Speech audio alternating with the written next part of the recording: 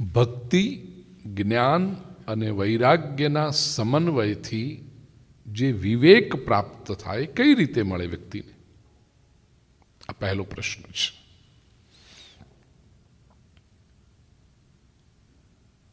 પ્રિય સ્વજનો, વિવેક બહુ આવશ્યક છે. ભારતીય સંસ્કૃતિએ વિશેષ કરીને અધ્યાત્મશાસ્ત્રમાં વિવેકનો બહુ મહિમા કર્યો છે. વેદાંતમાં તો ખાસ શ્રીમદ આદિ શંકરાચાર્યજીનો ગ્રંથ વિવેક ચૂડામણી, દૃગ્દૃશ્ય વિવેક. વિવેક એટલે શું? આપણે સાદી ભાષામાં વિવેકનો અર્થ કરીએ છીએ કર્ટસી, સારા સંસ્કાર. અમારો દીકરો બહુ વિવેકી છે. ઘરે કોઈ પણ મહેમાન આવે ને તરત સોફા પરથી ઊભો થઈને એમને બેસવાનું કહે. અમારી દીકરી બહુ વિવેકી છે. મહેમાન આવે એટલે તરત પાણી લઈ આવે, એને કહેવું ના પડે મારી દીકરીને, બહુ વિવેકી છે. આપણે વિવેકનો અર્થ શું કર્યો? કેવળ કર્ટિયસનેસ. વેદાંતમાં વિવેકનો અર્થ કેવળ કર્ટિયસનેસ નથી. વિવેક આ બહુ મોટી ઉપલબ્ધિ છે. વિવેક કોને કહેવાય? યોગ્ય વિવેક, કાર્ય વિવેક. એટલે બે વસ્તુનો સમન્વય છે. એમાં શું સારું છે, શું ખોટું છે એની સમજણ, અને જે સારું છે એને આચરણમાં મૂકવાની હિંમત, આ બેનો સમન્વય થઈને વિવેક બને છે.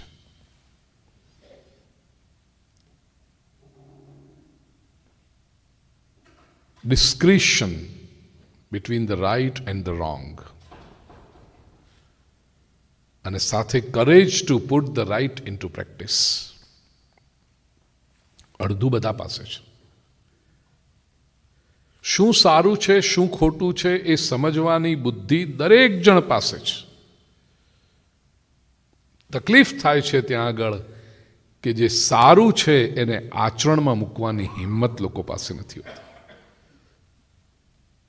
અથવા તો જે ખોટું છે પોતે કરતા હોય એને છોડવાની તૈયારી લોકોની નથી હોતી. તમે જોજો, દરેક જણને એટલી જ ખબર પડે કે શું સારું કહેવાય, શું ખોટું કહેવાય. જે વ્યસની માણસ હશે, સ્મોકિંગ કરતો હોય કે આલ્કોહોલ લેતો હોય કે કંઈ, એને ખબર નહીં હોય કે આ ખોટું છે. અરે સિગરેટના બોક્સ ઉપર જ લખ્યું હોય છે, ખબર નહીં પણ ભારતમાં તો છે statutory warning, cigarette smoking is injurious to health, smoking kills. તો એ પીવાવાળાને ખબર નહીં હોય, ખબર છે કે આ ખોટું છે. એના ફેમિલી મેમ્બર્સ, એના આજુબાજુની વાઈફ હોય, એના દીકરાઓ સૌ દીકરી મોટા થયા હોય તો કહે કે પપ્પા ખોટી વસ્તુ છે, પપ્પા છોડી દો, પપ્પા ક્વિટ ઇટ. છૂટે છે? એનો અર્થ કે વિવેક ચૂક્યો. ખબર તો છે શું સારું છે શું ખોટું, અને જે સારું છે કરવાની હિંમત છે.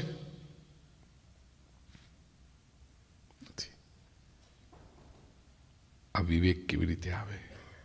પહેલો પ્રશ્ન છે.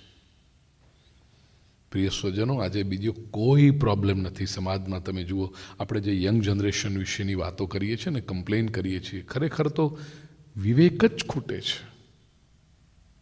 આપણી બધી જે વેદના છે વડીલો તરીકેની આ જ છે, વિવેક નથી.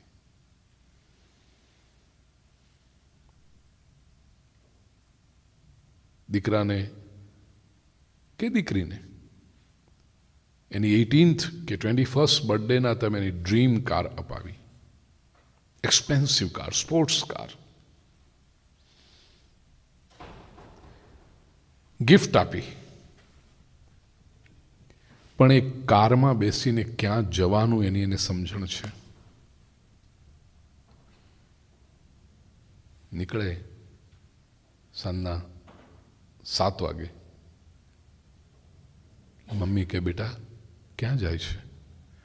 આઈ am going to hang out with friends. ક્યાં જશો બેટા? Not decided yet, we may go for a long drive mom. Okay. કેટલા વાગે આવીશ બેટા? 9 o'clock? હા બેટા, સ્પીડિંગ નહીં કરતો. હા બેટા, માને આવી એક્સપેન્સિવ કાર લીધી હોય, સ્પોર્ટ્સ કાર લીધી હોય અને સ્પીડ ન કરો તો કારની મજા શું? એટલે માં તો કીધા કરે, બેટા ડોન્ટ સ્પીડ, રોમ રોમ કરી ના નીકળે. માં ઘરે રાહ જોતી હોય, 9 વાગે દીકરો આવવાનો છે એમ કહીને ગયો છે, 8:45 માં રાહ જોવાની શરૂઆત કરે. 9:15, 9:30, 10:30, 11. માને ચિંતા થાય કે ગયો ક્યાં. એના મોબાઈલ પર ફોન કરે, આઉટ ઓફ કવરેજ એરિયા. ગયો ક્યાં કવરેજ એરિયાની બહાર? હવે ખબર નથી. એકાદ બે ફ્રેન્ડ્સના નંબર હોય, એમના ઘરે વાત કરે તો પેલા એના પેરેન્ટ્સ કે અમે અમારા વાળાને ગોતીએ છીએ, તમારા વાળાની અમે શું કહીએ. અને આપણી સંસ્કારી જે માતા હોય ને, 11 દીવા, શ્રીફળ, આવું બધું માનતાઓ થઈ ગઈ હોય.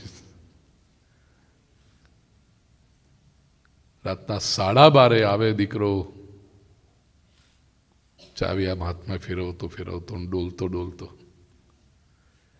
માં પૂછે ક્યાં ગયો તો બેટા, તું 9 વાગે આવવાનો? હા માં, આઈ વોઝ વિથ ફ્રેન્ડ્સ. બેટા પણ મને ફોન તો કરવો હતો. યા આમ થયું, પણ પછી આવ્યો. મને ખબર હતી કે 9 વાગે તું ચિંતા કરીશ. અમે જ્યાં હતા ને પછી ત્યાંથી ફોન કરું તો ફ્રેન્ડ્સ બધા એમ કે ને મામાસ બોય, એટલે ના કર્યું. જુઓ, 9 વાગે આ દીકરાને વિચાર આવ્યો મમ્માનો કે મમ્મા મારી રાહ જોતી હશે. પહોંચ્યો નથી હું, કમસે કમ ફોન તો કરું, માને કહી તો દઉં કે હું નથી આવી શક્યો. પણ ફ્રેન્ડ્સ મજાક કરે ને. સારું શું છે એને ખબર છે, યોગ્ય શું છે એને ખબર છે કે ideally when I have told my mom that I will be home by 9, I should be home by 9. He knows it. If for some reason I am not home by 9, I should call my mom and inform her. એ પણ એને ખબર છે, પણ આચરણમાં મૂકવાની હિંમત છે. Friends મશ્કરી કરશે. માં ઘરે ચિંતા કરતી બેઠી હોય તો ચાલે, ફ્રેન્ડ્સ મશ્કરી કરે ના ચાલે. આનું નામ વિવેક ચૂક્યો. અને આ વિવેક કોઈ નહીં આપી શકે. દુનિયાનો કોઈ લો, કોઈ પોલીસ, કોઈ મિલિટરી, કોઈ ગવર્મેન્ટ નહીં કરી શકે.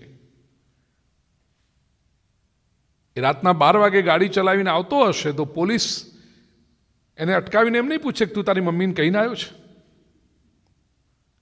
નો. તો આ વિવેક કોણ આપશે? આ વિવેક શાસ્ત્ર આપશે. આ વિવેક સંતોના મુખે મળશે. આ વિવેક સત્સંગમાં પ્રાપ્ત થશે કે મારા માટે યોગ્ય શું છે અને એ જો મારે કરવાનું તેનું આચરણ હું કેવી રીતે કરું. આટલા માટે સત્સંગની જરૂર છે પ્રિય સૂચન. શ્રીમદ ભાગવતની વાર્તાઓ તો તમને ટીવી સિરિયલ વાળા પણ આપશે. વિવેક જાગૃત કોણ કરશે? એના માટે સત્સંગ છે. લોકો ભૂલ ત્યાં કરે છે કે અમને વાર્તાઓ ખબર છે, અમે શું કામ કથા સાંભળવા જવાનું? વી નો ધ સ્ટોરીઝ. શ્રીમદ ભાગવતની કથા છે ને અમને ખબર છે, બીજે દિવસે કપિલાખ્યાન કે ત્રીજે દિવસે કપિલાખ્યાન આવશે, ત્રીજે દિવસે નૃસિંહ પ્રગટ થશે, ચોથે દિવસે વામન અવતાર થશે, રામ અવતાર થશે, કૃષ્ણ જન્મ થશે, નંદ કે આનંદ ભયો જય કનૈયા લાલકી. પછી 5મા દિવસથી કૃષ્ણની બાળ લીલાઓની વાતો થશે. એમાં ભગવાન કૃષ્ણ માખણની ચોરી કરે ને પછી ગોપીઓના ચીરહરણ કરે ને ગુરાજ ગોવર્ધન ઉપાડે ને પછી રાસલીલા રમે ને 16,008 રાણીઓ કરે. બધી અમને ખબર છે. કૃષ્ણ કનૈયા લાલકી છે ને જય.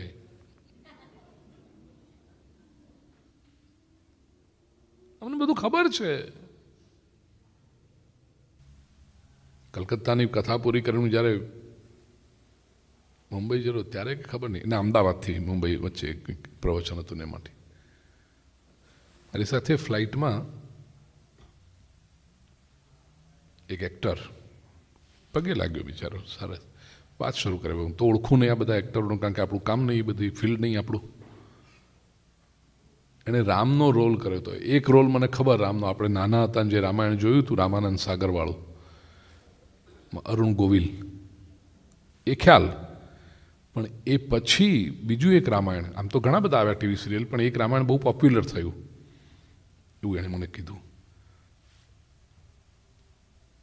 અને એટલા માટે વધારે થયું કે હમણાં કંઈક 3-4 મહિના પહેલાં બીજું એક રામાયણ બનાવ્યું જેને બહુ એની નિંદા થઈ કે આ બહુ ખરાબ રીતે કર્યું છે ને બરાબર નથી કર્યું.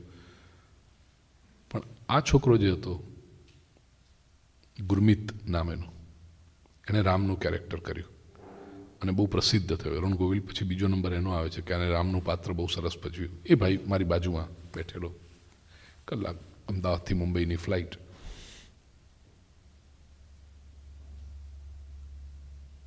મેં એને વાત કરી, શરૂઆત એણે કરી કે રામનું કેરેક્ટર કરવા માટે મેં રામાયણ વાંચ્યું, અભ્યાસ કર્યો, એ બધું જોયું ને કર્યું.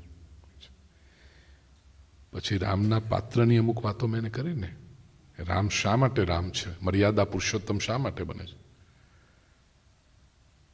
मैंने कि इतनी बड़ी रामायण में मैंने राम का रोल किया, लेकिन मुझे पता नहीं था कि इसलिए राम होते हैं. गुरुजी मैं आपसे मिलने आऊंगा घर पे. હું આવજે તો. રામ ધીરોદાત્ત નાયક છે. શા માટે આપણે રામને ભગવાન તરીકે પૂજીએ છીએ?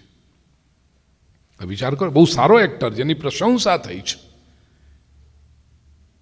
કદાચ ફોટો બતાવીશ ને તમે જો આ બધી ટીવી સિરિયલ જોતા હશો તમે ઓળખી જશો. અને ત્યાં સુધી કહું કે એ સિરિયલમાં એની સાથે જે સીતાનો રોલ કર્યો તો એની સાથે જ એણે લગ્ન કર્યા. 10 વર્ષે લોકો હર્યા ફર્યા, અને પછી એ જે સીતાનો રોલ કર્યો તો એની સાથે જ 2 દીકરીઓ છે અત્યારે. બતાવ્યું બધું એણે મને.